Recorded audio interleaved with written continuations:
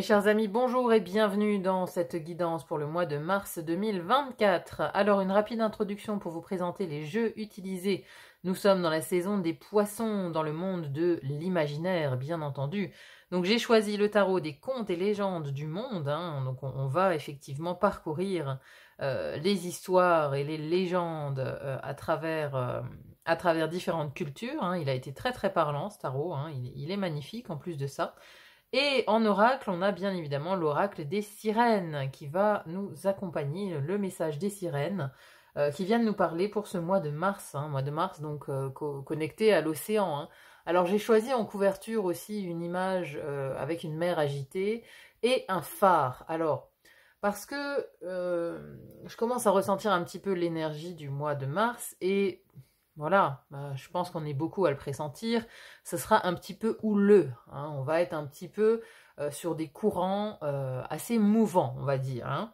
Donc l'image est assez parlante et j'ai surtout voulu prendre une image avec une lumière dans les ténèbres quelque part, parce que il va falloir fixer la lumière pour garder quelque part cette foi, garder la foi et dire que tout va bien se passer. Au final, même si on traverse des remous, même si on traverse des tempêtes, on va arriver à bon port. C'est un petit peu l'idée de ce qu'il faut dire.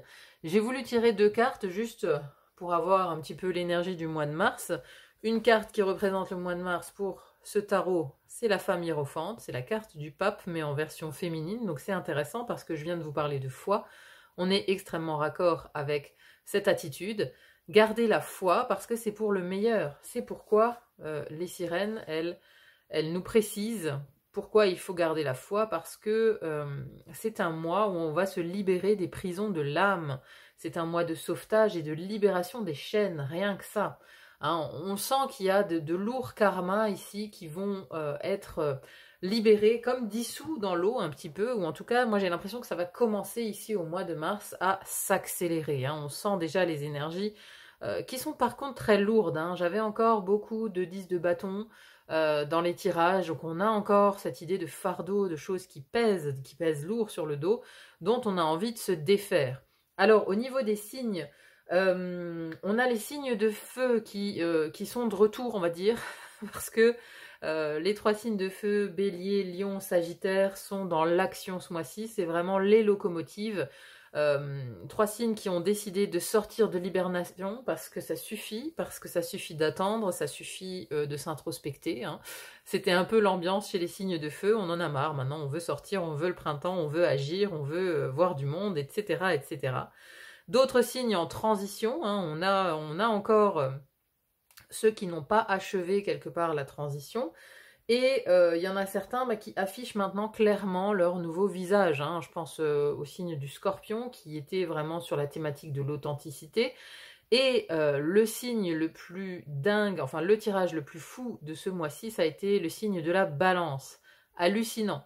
C'est-à-dire que si vous vous sentez pas bien ce mois-ci, cherchez une balance à proximité parce qu'a priori pour eux, tout se passe bien, il y a une énergie de folie chez ces signes-là. Enfin bon, c'était une guidance assez extraordinaire, très très puissante en termes d'énergie.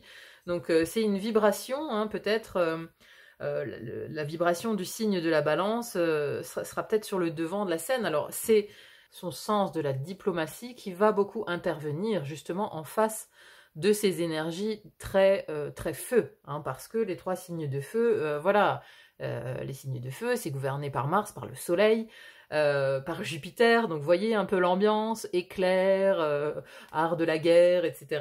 On a un petit peu cette toile de fond, donc forcément, la diplomatie en face va être nécessaire pour calmer le jeu de ces énergies guerrières qu'on a en arrière-plan aussi pour ce mois-ci.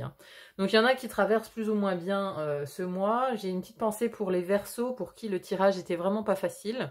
Alors, ça me permet de faire une petite précision par rapport au tirage. Si vous êtes pas du tout, si vous vous sentez pas concerné par des énergies, si le tirage est un peu lourd, vous voyez, avec des énergies un peu de tristesse, de peine, des choses comme ça, si vous vous sentez pas concerné, quelque part, arrêtez même de visionner cette guidance parce que ça va pas vous concerner. Il faut pas vous mettre dans des énergies qui ne sont pas clairement les vôtres à l'instant T, d'accord? ça reste aussi une guidance générale. Donc, si le tirage est un peu complexe, n'hésitez pas à aller voir l'ascendant et le signe lunaire pour compléter bien évidemment la guidance. Hein. Voilà, c'est une guidance générale, ne l'oubliez pas. Faites preuve de discernement, de recul. C'est pas parce que il y a des cartes qui sont complexes que tout le mois sera complexe. Ça peut aussi juste nous montrer une énergie à un instant T. Hein. Peut-être que ce sera juste quelques jours, quelques jours à traverser, une tempête à traverser pendant quelques jours. Ça sera peut-être pas sur le mois entier. Donc voilà. Ne vous arrêtez pas forcément aux choses négatives. Voilà, c'est ce que je voulais dire.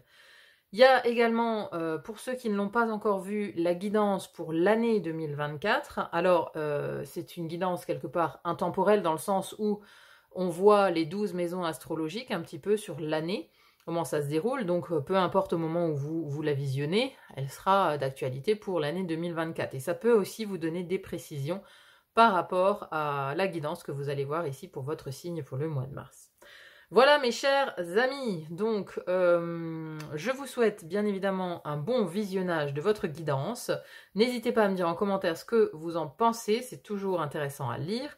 Merci en tout cas pour vos likes, vos partages, vos commentaires, ça va toujours droit au cœur. Bienvenue aux petits nouveaux, n'hésitez pas à activer la cloche pour être notifié des nouvelles guidances. Et moi je vous souhaite un très très beau mois de mars et je vous dis à très vite pour une autre guidance. À bientôt, bye bye.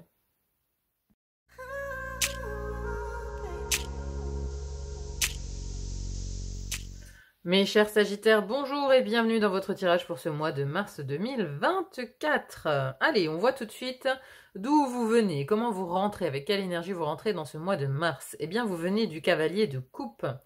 Alors, il y a ici un certain idéalisme qui vous habite en entrant dans ce mois de mars. Vous avez une idée précise de ce que vous avez envie d'accomplir. Le cavalier de coupe, c'est le messager. Il est messager des idées de son propre cœur. Il est messager de son idéal, de son utopie même parfois. Hein. Il est très idéaliste, très utopique, très romantique. Il a des grandes valeurs de cœur, le cavalier de coupe.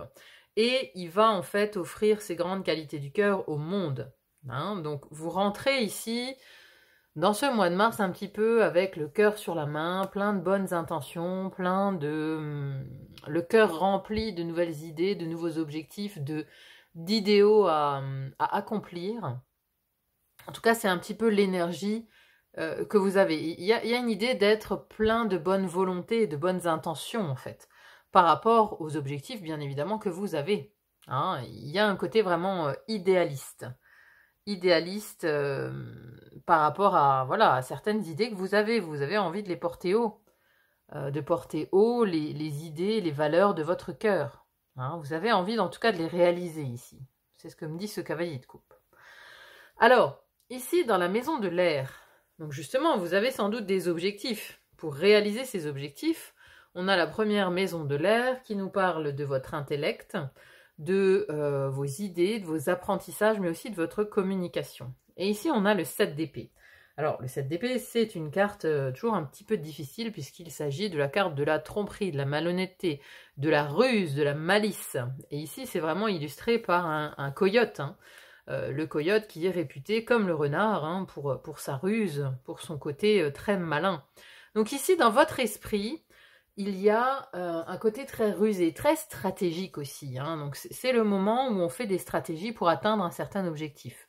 On élabore des plans, hein, quitte à avoir recours un petit peu à la ruse, à la malice, pour déjouer peut-être les pièges d'autrui sur le chemin, pour surmonter certains obstacles. On fait vraiment appel à la ruse. Hein. Il y a un côté très stratégique. Hein.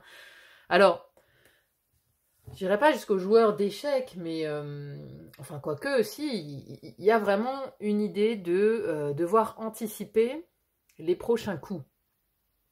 Vous voyez, on a un échiquier en tête et on anticipe, on fait des stratégies pour voir ce qu'il faut faire pour, quelque part, abattre ses ennemis ou abattre les obstacles sur le chemin, mais pour que la voie soit toute tracée. Ça, c'est dans votre intellect, mais aussi potentiellement dans vos communications. Donc vous pourriez être rusé comme le renard en ce mois de mars dans vos communications, c'est-à-dire que vous distillez quelque part ce que les autres veulent entendre, ou voilà, où vous êtes un peu, il y a une part de mystère, il y a une part il y a une part de stratégie dans vos communications. Pas dire autrement, hein. On fait appel à la ruse, on fait appel à son côté stratégique, mais parce que vous avez un objectif précis en tête, hein. Vous avez cet idéal ici que vous portez, cette intention, il y a quelque chose qui se cache derrière cette stratégie en fait. Vous la mettez pas en place à la légère, il y a une idée derrière, il y a une idée d'accomplissement. Bien évidemment, vous avez un but, un objectif, et celui-là, vous voulez l'atteindre, quitte à user un petit peu de ruse dans vos communications. Ensuite, on a à côté de ça la relation aux autres. Ici, par contre, on a une très très belle carte. Dans la maison des relations, des associations et des contrats, on a cette reine de denier, qui est extrêmement généreuse. Hein. Vous voyez, elle a cette grande pièce en or dans ses mains. Voilà, elle est apte à la distribuer au monde entier. Hein. Il y a ici une notion très généreuse. Vous donnez de votre temps, vous donnez de votre présence, vous donnez de votre personne aux autres. Hein, donc il y a ici une notion de prendre soin. Vous prenez soin de vos relations, vous prenez soin de votre sphère relationnelle. Hein, il y a vraiment cette idée-là. La reine de denier, elle a beaucoup de sens pratique, mais elle est aussi très accueillante, très... il y a un côté un peu mère de famille, hein, dans l'idée de prendre soin des gens autour d'elle. C'est ça qu'elle fait, la reine de denier.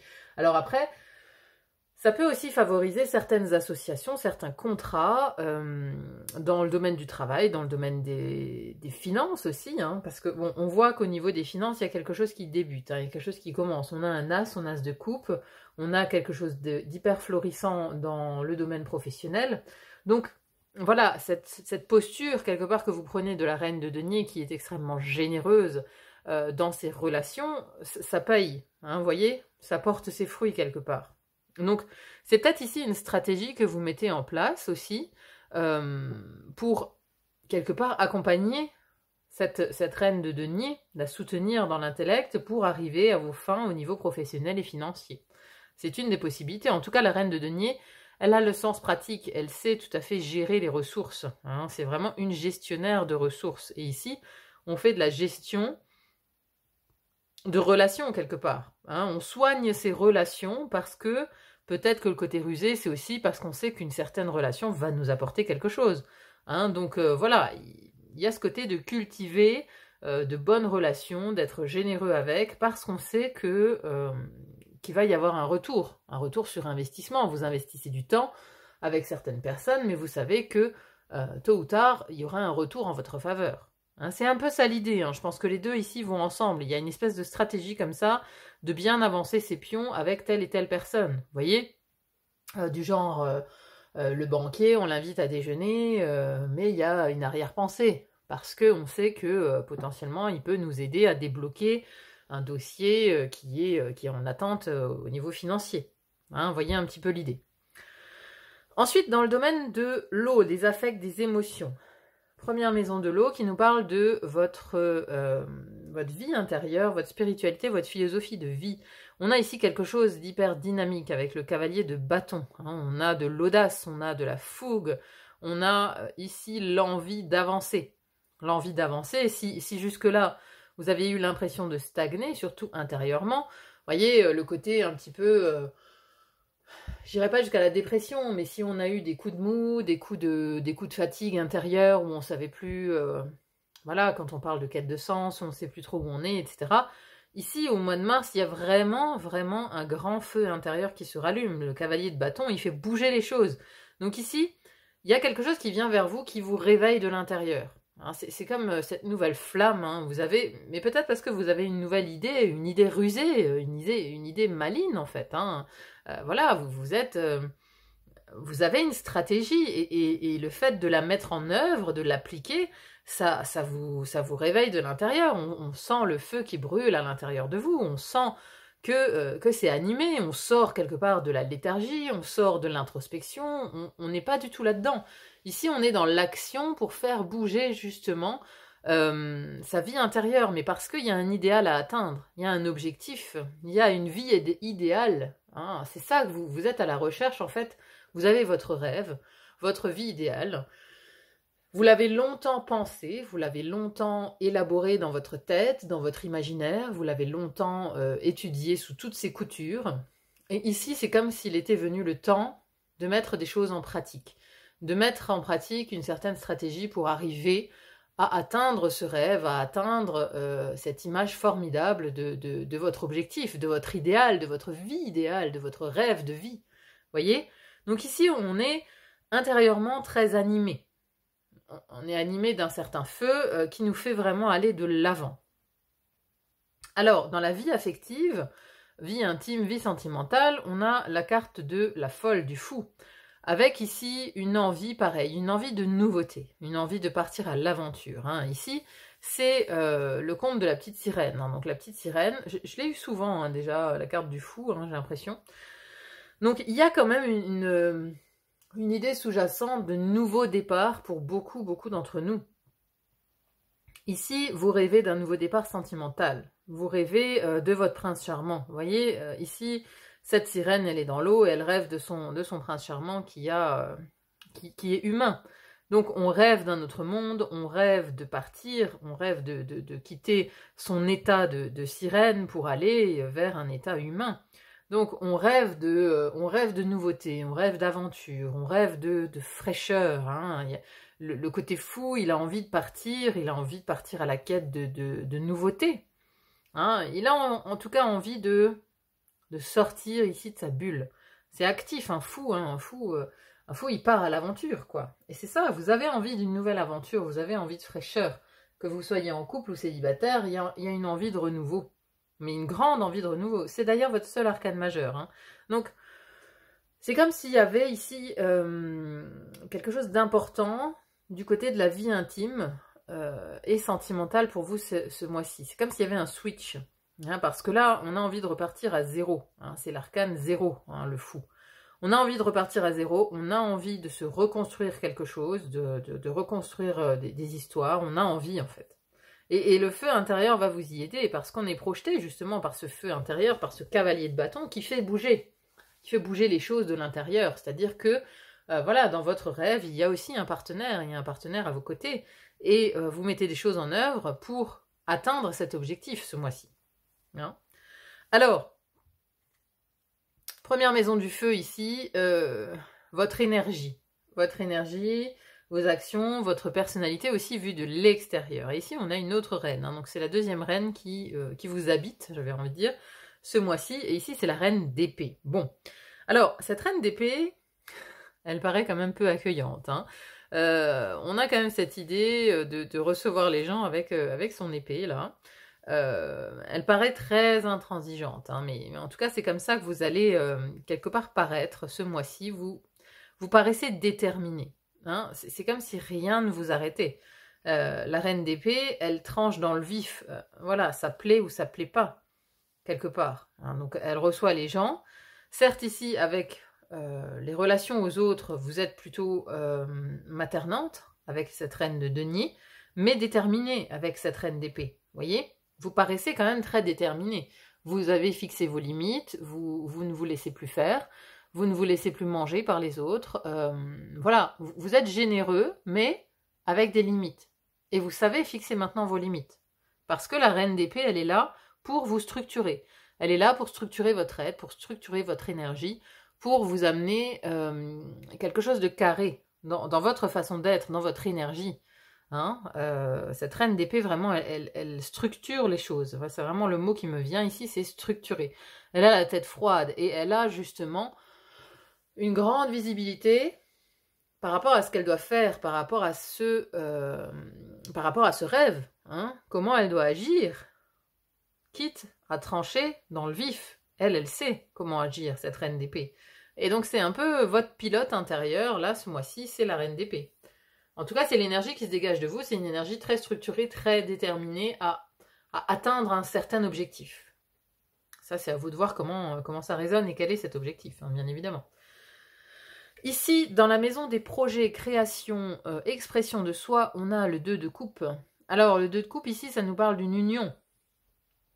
Alors, vous pourriez éventuellement vous allier à quelqu'un pour un projet futur. Hein. Alors, c'est l'union aussi amoureuse. Maintenant, ça peut aussi être l'union du yin et du yang en vous. Mais voilà, il y a une notion d'allier des contraires, d'allier de cœur pour arriver à destination, pour arriver à réaliser ce rêve, pour arriver à créer quelque chose. Hein. Voilà, alors pour certains d'entre vous, ça peut s'illustrer par exemple par l'union pour créer un enfant, puisque là c'est la maison des créations, ça concerne aussi les enfants, par exemple. Hein. Vous voyez, si on a ici l'énergie du fou dans la vie intime, c'est que le fou, il veut une nouvelle aventure. Avoir un enfant, c'est une nouvelle aventure, c'est une nouvelle étape de la vie d'un couple. Donc ici, il peut y avoir une union pour une création, pour créer un enfant, par exemple. On s'unit pour créer un enfant. On est déterminé dans cette action-là. Vous voyez un petit peu l'idée ? Donc, il y a ici le côté de s'unir, alors soit de combiner deux parties de vous-même, hein, le yin, le yang, de combiner ces deux parties pour arriver à créer quelque chose, pour arriver à créer un projet, arriver à votre objectif ici, votre objectif de vie, c'est possible aussi, à moins donc que ce soit une personne physique avec qui vous vous associez. Mais en tout cas, il y a une notion d'union. Soit vous unissez les polarités en vous, soit vous vous unissez à quelqu'un d'autre pour réaliser un certain projet, pour aussi, s'il s'agit de vos deux polarités, c'est plutôt dans l'expression de vous-même. Hein, c'est d'amener une création à voir le jour. Il y a de ça. Ensuite, ici, les deux maisons de la Terre, je vous le disais tout à l'heure, on a une très belle carte ici, qui est l'as de coupe dans vos finances et vos possessions matérielles. Alors un as, ça marque toujours un nouveau départ. Ici, l'as de coupe, c'est représenté par la coupe de saké, hein, saké, boisson des dieux, qui est vraiment... Ici, la coupe, elle est remplie, vous voyez. La coupe est remplie, on est dans le bonheur. L'as de coupe, c'est le bonheur, c'est la coupe débordante, c'est... Ici, c'est dans vos possessions matérielles. Donc, il y a quelque chose qui vous fait très plaisir, qui vous amène au bonheur ici, dans vos possessions matérielles et dans vos finances. On a un espèce de nouveau départ. Alors ici, c'est pas l'as de denier qui représenterait une opportunité financière. Ici, c'est l'as de coupe. Mais voilà, votre coupe est remplie. C'est-à-dire que vous avez suffisamment, on va dire, matériellement, pour remplir votre coupe, pour être heureux. Hein, donc après, ça c'est selon les exigences matérielles de chacun. Mais en tout cas, ici, la coupe est pleine, la coupe est remplie. Vous atteignez des objectifs au niveau financier, au niveau des possessions matérielles. Donc, c'est vraiment de très bon augure ici, cet as de coupe. Ça vous amène au bonheur, en tout cas, dans cette dimension matérielle. À côté de ça, la dimension professionnelle. Ici, la mission de vie, la carrière, on a le 9 de denier. C'est la richesse. Vous voyez, si on avait eu ici ce 9 de denier dans la maison des possessions, voilà, je vous aurais dit, banco... Voilà, il y a de très bonnes opérations financières. Ici, il y a de très bonnes opérations professionnelles. Hein, c'est pareil, on est riche de ce qu'on fait. Ça vous enrichit le cœur, mais ça vous enrichit concrètement aussi. Parce que, voilà, vous vous faites plaisir. Alors, vous avez peut-être plusieurs projets, mais en tout cas, bon, ils donnent tous des fruits. Hein. Ici, il y a une notion de récolter les fruits de son travail. Avec toutes ces pastèques, ici, on récolte les fruits de son travail. Hein. C'est la carte de la richesse, de l'abondance. Abondance dans le travail. Alors, vous allez peut-être justement avoir beaucoup de travail aussi. Hein. C'est possible. Beaucoup de travail, être en relation avec beaucoup de personnes. Peut-être que justement, il faudra user de ruses pour caser tout le monde, si vous avez affaire à une clientèle, par exemple. Vous voyez, il y a peut-être des choses que vous allez devoir repousser. Et puis, bon, du coup, vous allez élaborer une stratégie pour pouvoir... comment on dit, exécuter tous vos rendez-vous, voilà, ou toutes vos commandes. Hein. Il y a quelque chose de ce type-là. Il y a un côté richesse dans le travail. Donc beaucoup de commandes, beaucoup d'affaires, beaucoup d'opportunités, beaucoup de travail peut-être aussi, tout simplement. Hein. Qui dit beaucoup de travail dit beaucoup de ressources aussi, hein, parce que ici les ressources elles sont favorisées, parce qu'il y a peut-être beaucoup de commandes. Il y a quelque chose de cet ordre-là. À la fin du mois, on est comment? Alors à la fin du mois de mars, on est dans l'énergie du 4 de denier. Alors, ici, c'est une énergie assez conservatrice, hein, assez, justement, s'il y a foule de ressources ici, on va vouloir les conserver, on va vouloir les garder, on va surtout vouloir les protéger. Moi, j'ai une notion vraiment de protection ici avec ce vautour, hein, qui protège cette femme avec ses pièces. Il y a une idée de vouloir protéger ses biens, de vouloir protéger son abondance, de vouloir protéger ses ressources personnelles, hein, alors que ce soit matériel, financier, ou alors que ce soit une création. Hein. Il y a une notion de peut-être aussi vouloir protéger une certaine création, quelque chose qu'on a mis en œuvre, qu'on a mis au monde. Hein. C'est en tout cas dans cette énergie que vous êtes à la fin du mois. Mais on voit vraiment que vous œuvrez à atteindre votre idéal. Et on n'est pas loin d'y arriver quand même, là. En tout cas, il y a quelque chose de beau au niveau professionnel, au niveau financier. On voit qu'on arrive à un aboutissement de quelque chose. Hein. Allez, on va maintenant voir avec les sirènes quel est leur message pour vous, amis Sagittaires, pour ce mois de mars 2024. Honorez le principe masculin. Respectez les hommes, épousez le masculin divin. Bon. Alors, qu'est-ce que ça vient nous dire? Bon nombre d'hommes se sentent confus, honteux et incertains quant à ce qu'ils devraient être. S'ils sont très masculins, puissants, dominateurs, affirmés, ils courent le risque d'être vus comme autoritaires et cruels. Mais beaucoup d'entre eux sont persuadés qu'ils doivent réprimer leur vulnérabilité et leur émotivité et afficher leur capacité à réparer, satisfaire, veiller à tout et toujours savoir quoi faire. Comme le concept de féminité, la notion de masculinité a été abîmée et corrompue par la culture. Dans le monde, nombre de héros, de dieux et de déesses en souffrent et cela porte préjudice aux femmes et aux hommes, aux hétérosexuels et aux homosexuels. Il est nécessaire de se réapproprier l'aspect sacré de la masculinité et de recréer, encourager et soutenir une masculinité saine. Les stéréotypes de comportement masculin sont pléthores et les hommes en souffrent peut-être encore plus que les femmes, car cela les prive de leur véritable personnalité. Divination. Si vous êtes un homme, l'apparition de cette carte signifie que vous devez comprendre, épouser et honorer l'expression de votre masculinité. Repensez à ce que vous étiez dans votre enfance, avant que votre culture et votre famille, votre scolarité et vos relations ne vous dictent les règles de la masculinité. Qui êtes-vous ? Vous avez peut-être construit votre masculinité pour vous protéger. Certaines expériences ont provoqué de la tristesse et de la honte en vous, vous privant de l'occasion de devenir un homme authentique. Les hommes sont sensibles, les hommes sont sacrés, les hommes sont des dieux. La puissante intuition du peuple de la mer vous montre la voie que votre genre a tracée pour vous. Les êtres de l'eau vous encouragent à reprendre une forme qui exprime ce que vous êtes et non ce qu'on vous a appris. Donc ici, alors c'est drôle parce qu'avant je vous disais, il y a comme une sortie d'introspection avec ce cavalier de bâton ici, hein, mais parce que je le sentais vraiment feu. C'est le moment d'agir. Hein. Le message qu'on a ici avec honorer le principe masculin, c'est qu'on vous dit que voilà, il est temps de faire union ici. Hein, l'union masculin-féminin, c'est cette carte du 2 de coupe. C'est que voilà, vous avez suffisamment pensé, rêvé votre projet.